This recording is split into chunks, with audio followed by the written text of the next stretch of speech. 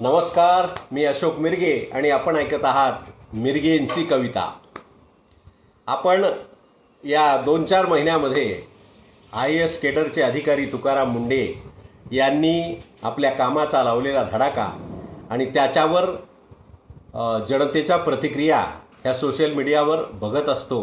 प्रत्येकाला आपल्या खात्याकडे तुकाराम मुंडेच असावेत असं जनतेला वाटायलंय, खात्यातल्याला नाही.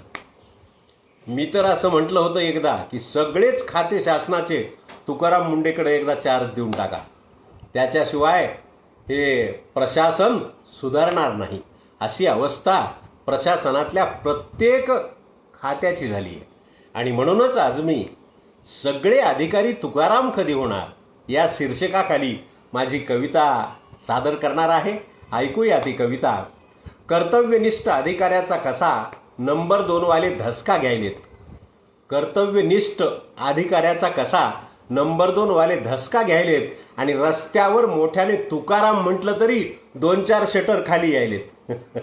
बघा तुम्ही. म्हणून लाखो रुपये पगार असूनही काहींचे पैसे खाणे चालूच आहे आणि लोकांनी पोथी ओळखण्याचे कारण फक्त पैशाची लालूच आहे.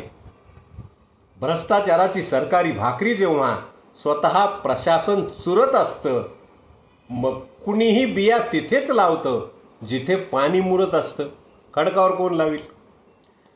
पैशाच्या लालची पोटी कुणी जेव्हा खोटी कामे करणार नाहीत, कोणत्याच खात्याचे अधिकारी तेव्हा नक्कीच बदनाम ठरणार नाहीत.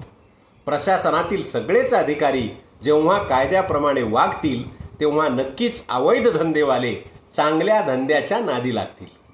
आईश आरामात जीवन जगणाऱ्याला सामान्याचं दुःख कळावं, या माझ्या शेवटच्या ओळी. आईश आरामात जे जीवन जगतात त्यांना सामान्याचं दुःख कळावं आणि येणाऱ्या काळात सर्वच अधिकाऱ्यांनी इमानदारीकडे वळावं, म्हणजेच तुकाराम व्हावं, एवढीच इच्छा आहे. कविता आवडली असेल तर सबस्क्राईब करा, लाईक करा, शेअर करा.